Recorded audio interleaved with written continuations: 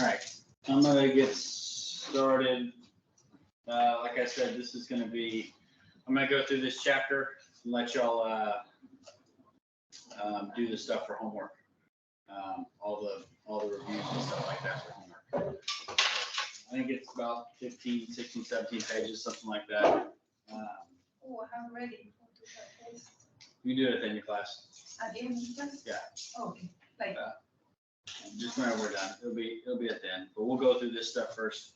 Okay. Yeah, Oh, that was already written there. Yeah, but I want to go through this. I don't want to hold up everybody.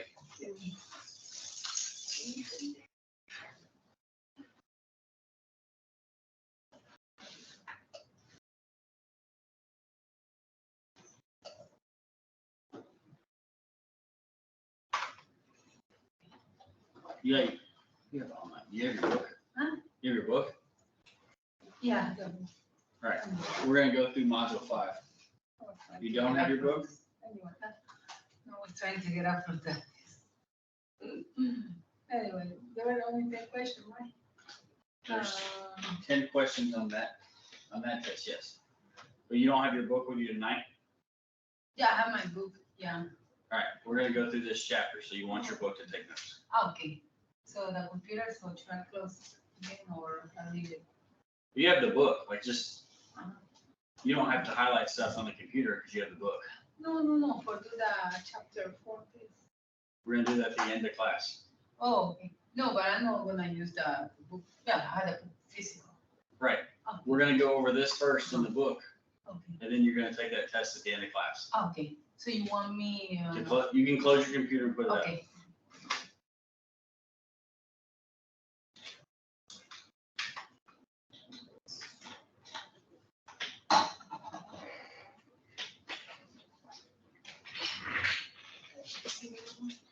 All right, page 1, switches and photoelectric devices. This will be a pretty important, this is kind of where the electrical instrumentation kind of go hand in hand quite a bit. This is where a lot of their stuff, or this is one of the chapters where it really goes hand in hand. I think I teach, in electrical 3, I think I teach a class or teach a module that's called switches and photoelectric devices. Some of the trade terms to note, you should know what absolute zero is, anode, cathode circuit, diode, eddy currents. A lot of these are important. Infrared, short circuit, you should know what all those mean. My first highlight is in 110, switches defined. I've got the first sentence of 110 highlighted. An electrical switch is a device that manually or automatically, that is manually or automatically operated to make or break an electrical circuit operating within the rated current and voltage of a switch. Something that's just going to open or close. The last 2 sentences of that paragraph are also highlighted. Standard electrical switches should not be used to interrupt a circuit that may be subject to short circuit or overload conditions. Fuses or circuit breakers are designed to prevent such conditions. So you would never run an electric motor on like a residential switch. That switch isn't gonna trip anything out. You wanna run them on a circuit breaker or a fuse.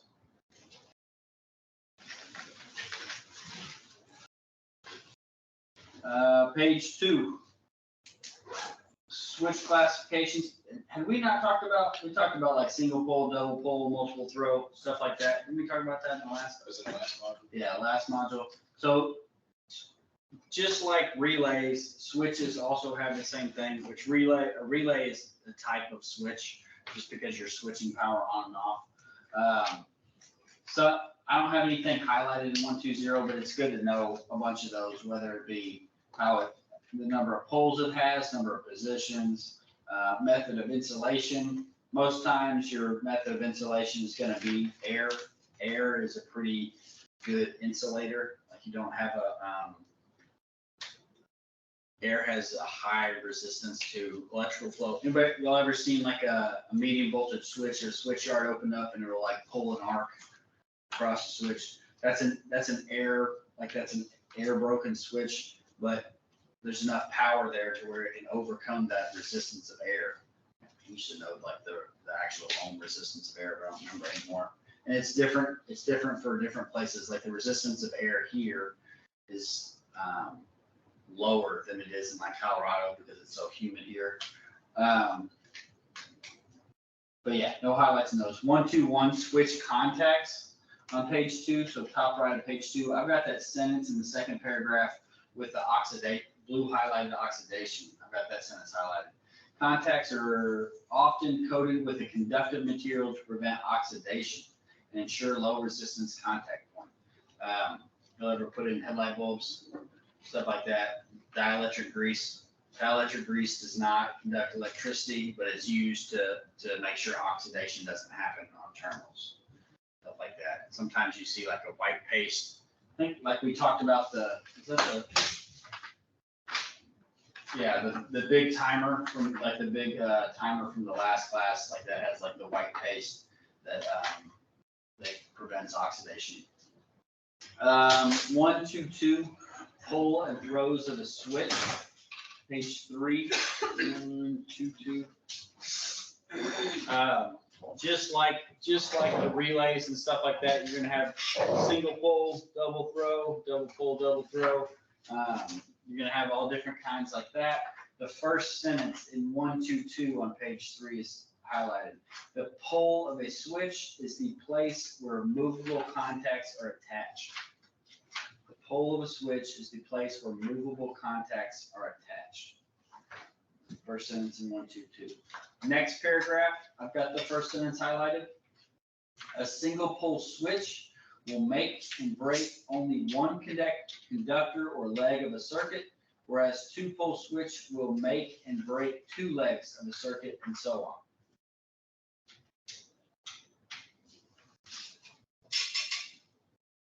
You can see single pole switch, it's going to do one leg, double pole switch, it'll do two legs.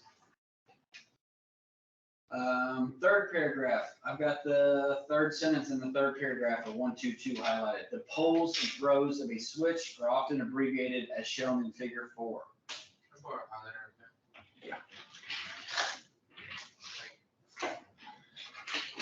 So the poles and throws of a switch are often abbreviated as shown in figure 4.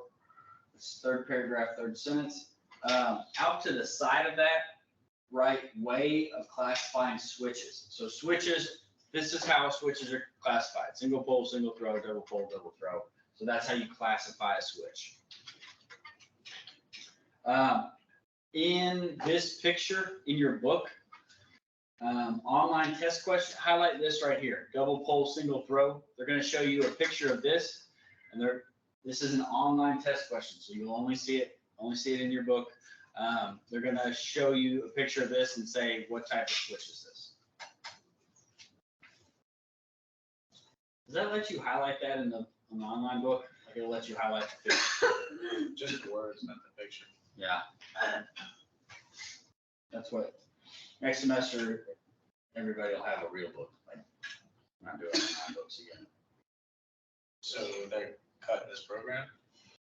The book, like the free book thing, that was only that's because this is a pilot program. That's only this semester. I think they're gonna try to do online books for the rest of campus, but they're charging, Follett is charging $30 per credit hour for books, and you don't get to keep them. So it's an 8-hour class times 30, it's $240. It's more than the book. How much? Yeah, that book was what, $150? I mean, it was that much. Right? Yeah, I'm not like, why would you pay for an online book that you don't get to keep? You can buy the book for less than or $100 cheaper. And for me, I don't like teaching to online books because I can't tell, like whenever everybody's in the book and I tell them to do something, like I can tell when people are done. Like, it just kind of drives me nuts. I can't tell, and I can't tell when, like if people are sitting there writing stuff, I can tell when they're like like when the chapter 3 with all the math, I can tell when people are struggling with stuff. I can't whenever they're on the computer. But next semester, you'll have a hard book for instrumentation.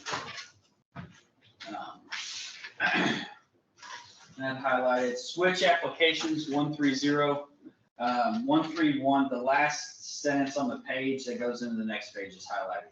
Except for rotary or joystick switches that have many poles and multiple throws, most push button rocker snap action switches have the same pole and throw designations as toggle switches. So, Trey, just like you and Marcelo were doing on Tuesday, like you had, like to turn on the motor, you either had the push button on or off, or then you moved it to the switch. Essentially, those do the same thing. Like you're just turning something on or off, or you're turning it on or off with a switch. Like they do the same thing, just in a different way. This can be, like one of them can be maintained. You can get maintained push button, like emergency stop push buttons are maintained. But you just need to know, like, the biggest thing is that switches are discrete pieces of equipment. You don't remember what discrete means? The section? No, just like discrete, like the word, discrete, binary. It just means ones or zeros, or on or off. A switch can only, so if I was doing, it's actually distributed control, but if I had like a PLC and I was running a switch to it, I would run it to a digital input, because the switch it's only going to tell that thing whether it's on or off. Like it's not going to be analog. Analog would be, Josh, like what you're working with the, when you started doing level at the end of the last class, and you had like it was like it told the level of the tank, like that's analog. So you have from 0 to 100% or anywhere in between. So that's analog. Digital or discrete would be ones and zeros, which is what switches are. Float and level switches 1, 3, 2. I've got the second sentence in 1, 3, 2 highlighted. Float switches are often used to start and stop motor-driven pumps that are used to empty and fill tanks. You can have a bunch of different types of floats. You can have a float like this. You can have a float. This is the most common type of float that I used whenever I was in the field. It was kind of like, it was probably more sealed than this. Mine was, the generic ones we had were just blue, and they were sealed with I think it was a 3-wire float. So whenever the floats flip down like that, one of the contacts are made. So you have like inside of a float. So if I had, it's a horrible picture, but if I had a float and I had like 3 wires connected to it, like I have the ball is inside of here, and I have a contact here and a contact up here, and I have one wire is connected to this, one wire is connected to ball, one wire is connected to here. So the way this works is whenever this is flipped like this makes a connection right there, and these 2 wires, which we'll just say are these 2 wires, have a connection. Whenever it's flipped up, these 2 wires or the other 2 wires have a connection. Does that make sense? I am not a good drawer, but hopefully you get the idea. Very simple devices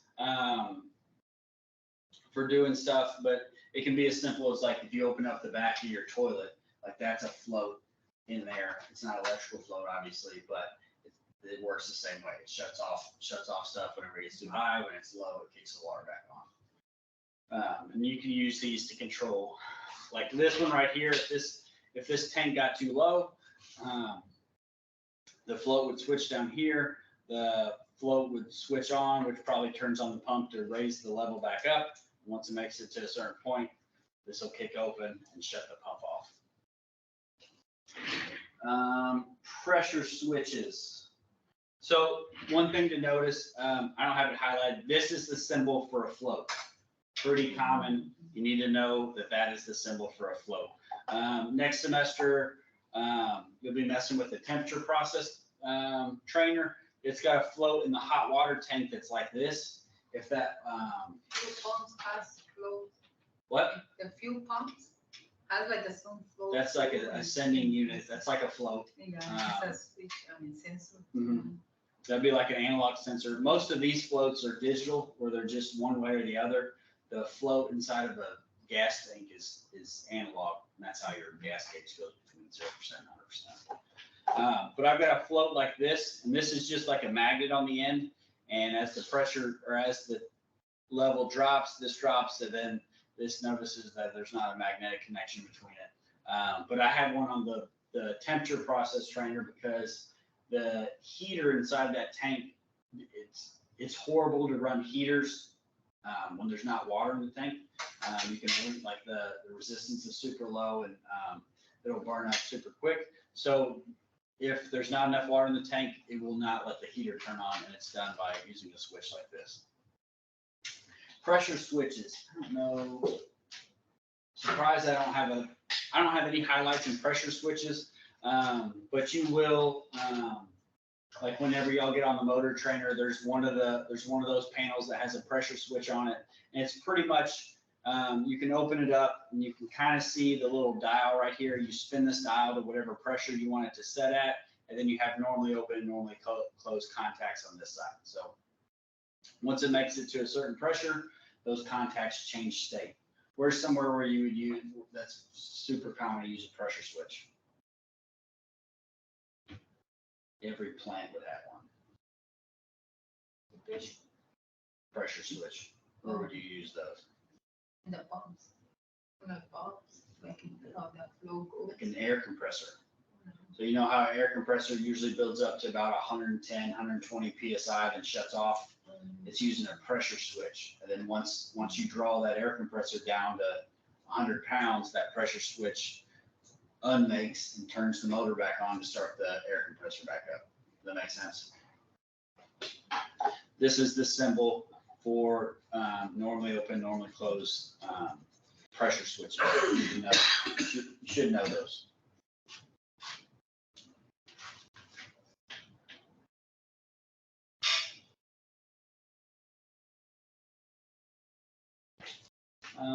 Page 6.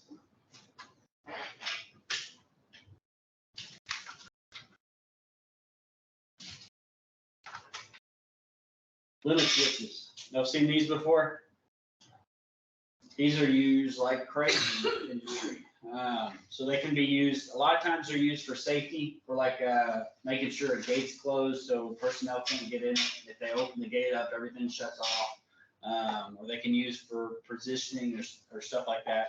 But this is just a switch. All it is whenever this goes one way or the other, the switch opens or closes depending on how you wire it up. Like if you look right here, you can see the wiring contact. You have one set of normally closed and one set of normally open contacts inside of this. You can also have some that are like this. So these would mount inside of a door or something like that. And as something pushes on these little buttons, that turns the switch on and off. A highlight for limit switches in 134 on page 6. Excuse me.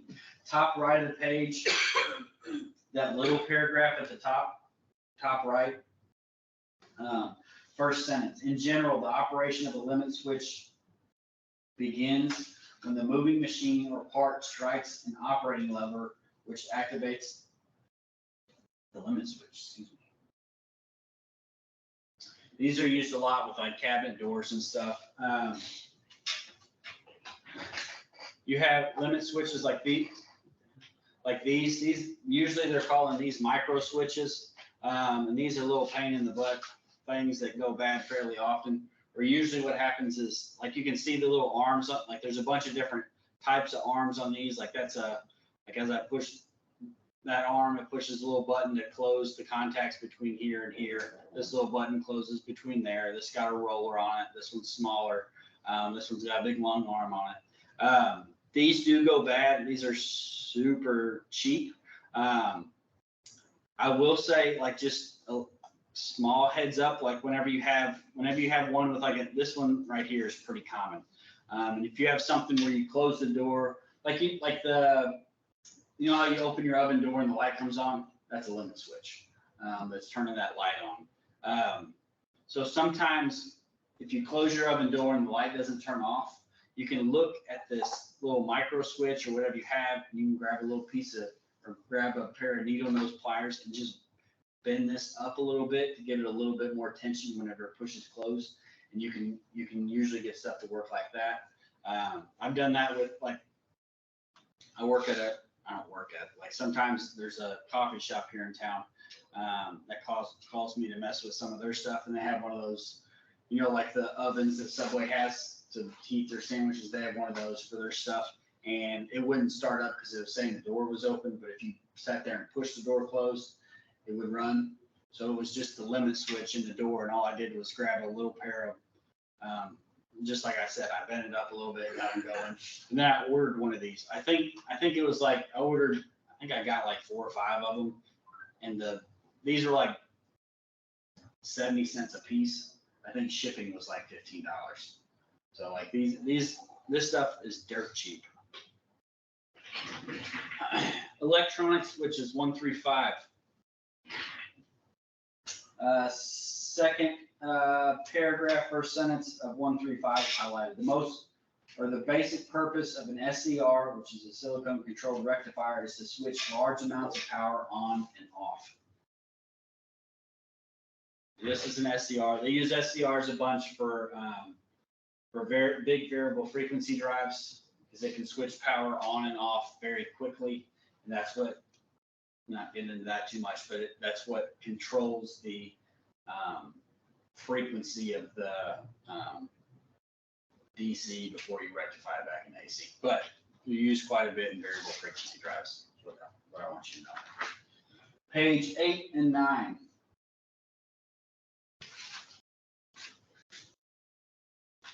Page 8 is showing that stuff from what we talked like 3 pages ago. They have a differential pressure switch, so you could just have an you'll learn about that. Like you can have, if you have a difference in pressure, it can make a switch. It's not that complicated, but on page 9, photoelectric devices.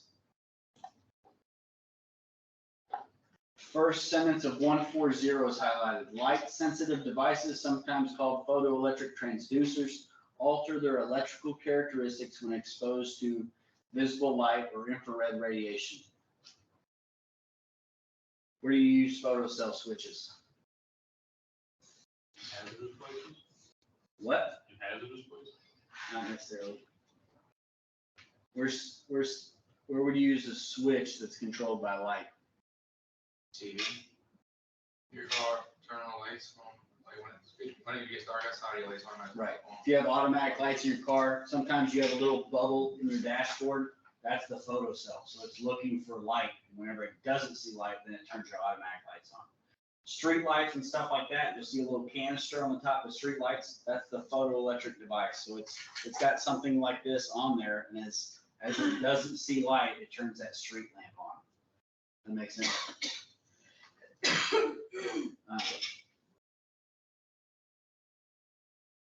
Also, like your security lights, at your house, like if you have security floodlights, you don't want those coming on during the day. I think we're going to talk about that here in a second, I think.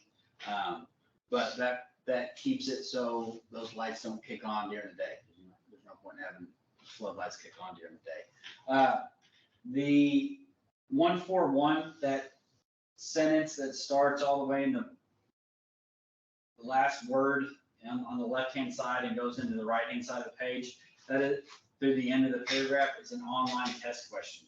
Basically, a photocell is a variable resistor in which the resistance value depends on the amount of light falling on the device. Online test question. Photocell is a variable resistor in which resistance value depends on the amount of light falling on the device. The next paragraph, first two sentences are highlighted. The resistance of the photoconductive material shown in figure 18 varies inversely with the amount of light that shines on it. In other words, as more light hits the photocell, the lower the resistance of the photoconductive material becomes.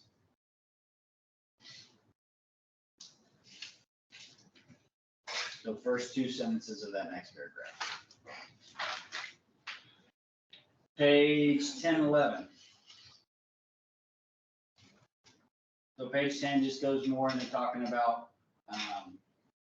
photo switch. They give you this picture right here, like this is a photoelectric sensor. So like I said, typical wiring with light, it'll turn this light on outside whenever the photo switch makes and connects the hot to the hot of the light. Neutral going back. Photocell applications. So you can use a through light photo detecting device that uses a light beam. So you have an emitter on one side and a receiver on the other side. So whenever that's broken is whenever it makes a switch. And again, it's a discrete device, so it's only going to be on or off. So that just tells you whenever a cam passes through here, this can be connected to like a counter or something like that. So every time this switches, it can count. You can also use them for your operators for like material handling. So this starts out as like a big roll that like starts out up in here, right? And as whatever this is, the paper gets lower and lower. Once this light beam can make, you can send a alert to the operator on their HMI saying, hey, it's about time to change paper, before they get all the way to the end of the paper and they're like, oh shit, like I didn't know to change paper. Like, so it doesn't slow down the line. They get ready to do this. So you can use it for stuff like that as well. I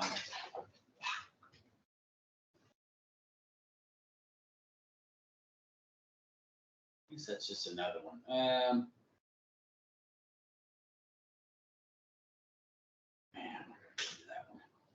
Solar cells, 142 on page 11. Second paragraph, second sentence. Solar cells, also called photovoltaic detectors, generate a DC voltage and current that is proportional to the amount of light that is absorbed by the cell. Solar cells develop DC voltage. So everybody that has anybody have solar panels on their house? If you have solar panel, like people say, I have solar panels on my house so I can run stuff, or they think so you can run stuff whenever power's out. You can't. You have to rectify that into AC. Essentially, if you have solar panels on your roof, that rectifies it to AC, and they actually put it back to the grid. Like you don't even use that power, and they just take off however much you make from your bill at the end of the month. But you need to know, like solar panels make DC voltage, so you can, like I told y'all, like I do the nonprofit stuff, and I've done stuff down in Mexico, and like there's places where they don't have power. So we went and bought solar panels from Harbor Freight with like a big car battery, a big marine battery, and like the solar panels would charge the battery up, and then they would have lights at night, run them off the batteries, and then charge them back up during the day. And it was like, I think it was like $120 for everything. So you can do stuff like that because a battery is DC voltage, but solar panels produce a DC voltage. Page 12.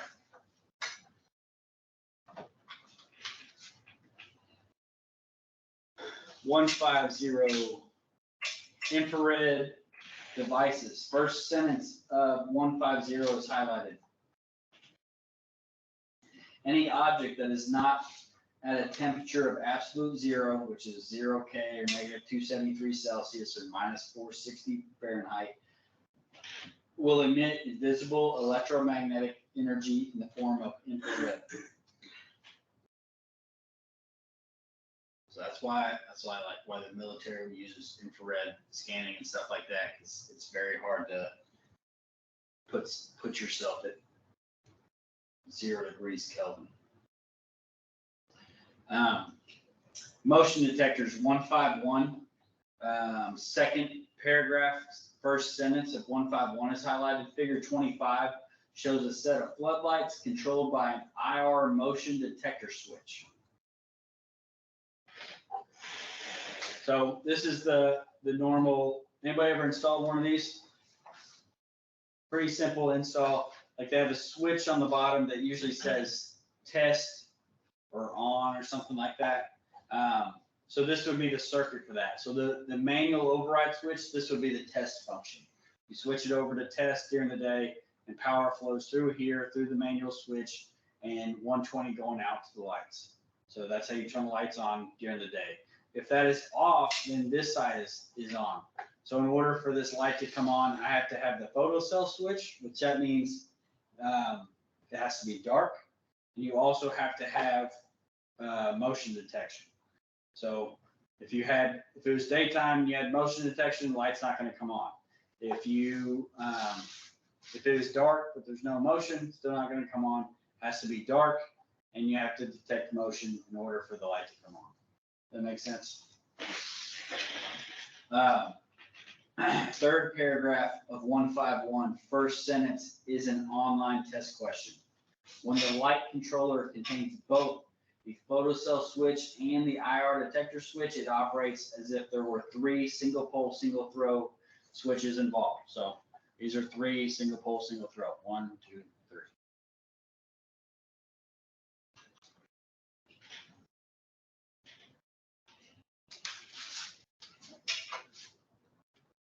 Industrial process IR sensors.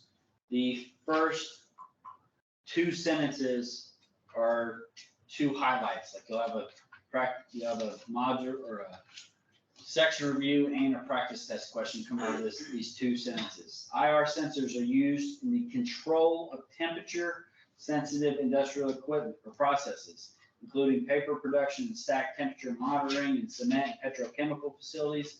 They are particularly useful for the use of temperature probes when the use of temperature probes is impossible or impractical. Everybody seen one of these? Everybody get their head checked with one of these during COVID? They kept checking me here at like 93 degrees and told me I was fine. Where these are, I mean, these are, you're looking at infrared with these. Where these are useful, or where I found these are useful, a lot of factories and stuff, there's a lot of pipes running overhead with automated valves. So you can use one of these. If I thought that valve wasn't functioning correctly, or if the computer was saying the valve was closed and I thought it was open, I can go out on the floor and take one of these, and I can shoot one side of the valve and see what the temperature is. If I shoot the other side of the valve, if the temperature is the same, the valve's what? Open. If it's different, then the valve's closed. That makes sense? If something's flowing or whatever it is, like whatever the temperature is, it'll be different if the valve's closed, and it'll be same if the valve's open. So instead of getting up on a lift or something like that, you can just stand on the floor and use those. They do have that they talked about that. They do have like a range and stuff on them that says like how far you can go and how accurate they are. You can also use them for like just walk around. HVAC people use them and just shoot the diffusers in a classroom to see like what the temperature of the air coming out is versus what it is going back. Pretty useful. Page 14, page 15. Fiber optic. Anybody install fiber optics? Yeah. I learned you can't splice it the hard way. I did try to splice it. You can't. I didn't realize it. You can. You had to have a certain tool for it. You have to have very special tools for it. You guys get fiber optic welder. They teach a fiber optic class here at Nunes. People say it's too expensive. It's like $700 for a few days, which is expensive, but you can make a crap load of money doing fiber optics. But you're gonna be sitting there doing this all day, all day. We have a buddy makes like 38 an hour right out of high school. Well, out of high school, that's great. He went and got it he went and did his classes for fiber optic and he's in Alabama or something, making 38 an hour. Yeah, and that, if I'm being honest, that's low. Yeah. Which is crazy. But yeah, you can make a lot of money doing fiber optics. I've run fiber optics twice. So I did it at the steel mill once, and like you have to be careful with this stuff because most of it now is glass. They're moving to plastic, which is a lot more durable. But we were running it for an X-ray gauge. We used X-ray gauges to measure the thickness of steel. We were putting in a new one, and one of the heads broke off or something like that. We had to call the IT guy had to come in the middle of the night. And it took him like 3 hours to redo one of the connections or something. And then I ran fiber optic all over Harris Casino for I think it was T-Mobile's cellular internet inside there. But you just got to be careful with it. Well, let me give you my highlights. So on page 15, I have 8 highlights on page 15. So there are a ton of stuff that comes off of page 15. Fiber optics, the first paragraph, last sentence is highlighted. Glass fibers are used when the emitter source is infrared light. Plastic fibers are used when the emitter source is visible light.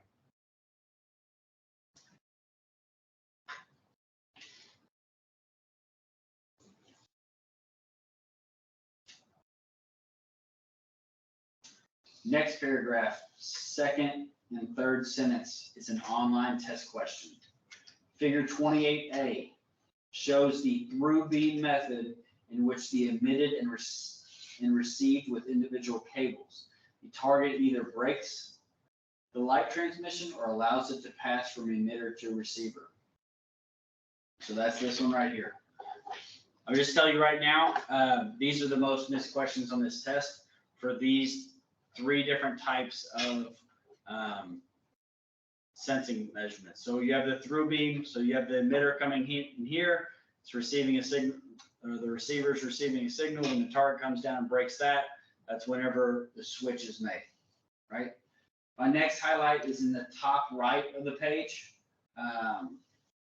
Also an online test question. In the retroreflective method, a reflective material is installed to bounce the emitted light back to the receiver. Online test question. So retroreflective is the second one. So you have like some type of, usually they look like, the round reflectors on a bike.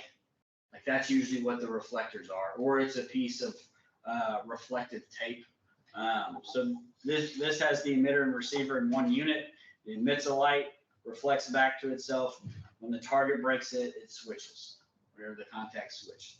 Then the last sentence is also highlighted. The diffuse method uses the target to diffuse or reflect the emitted light from the cable. So all the way at the bottom, diffuse,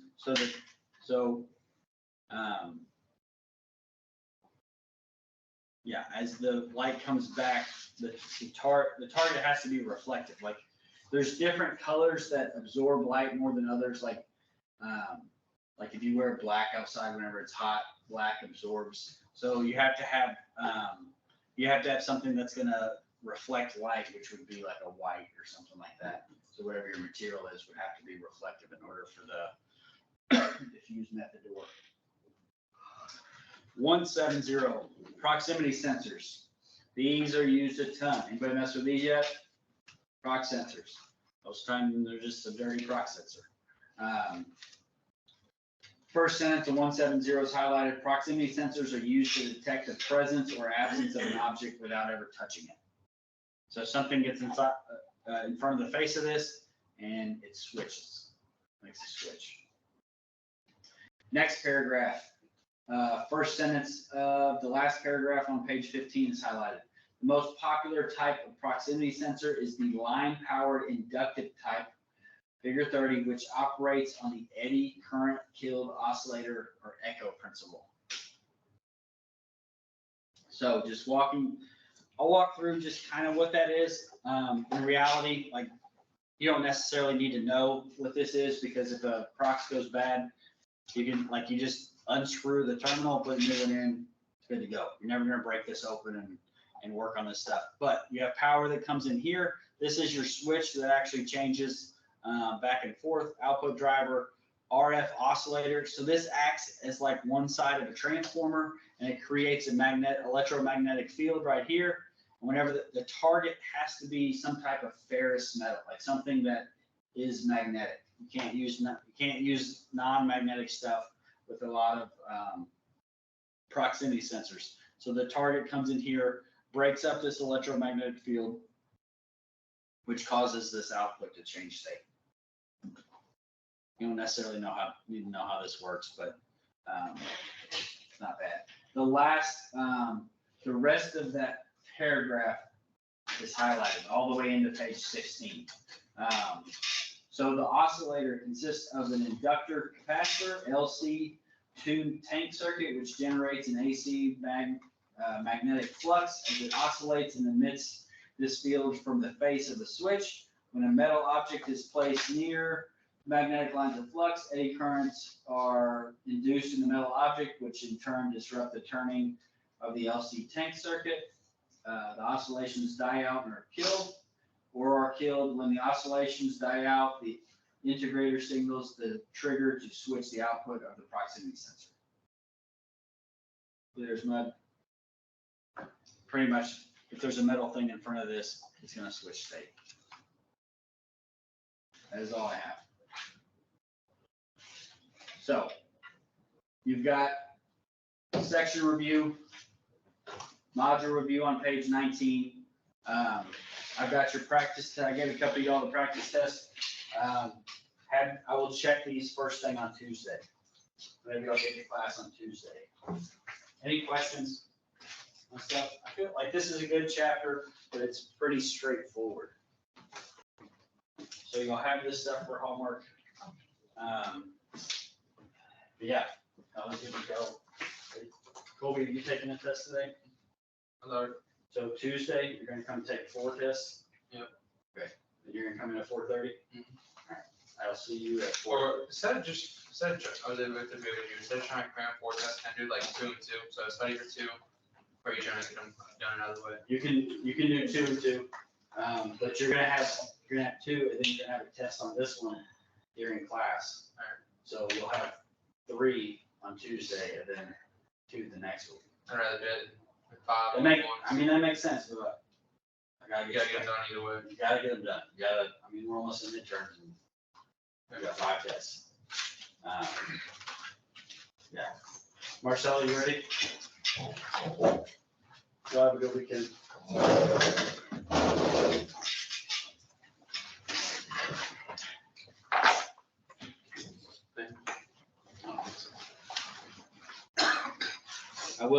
I don't know that y'all won't be interested in this recording, but I will try to post this recording if you need to go back and look at anything.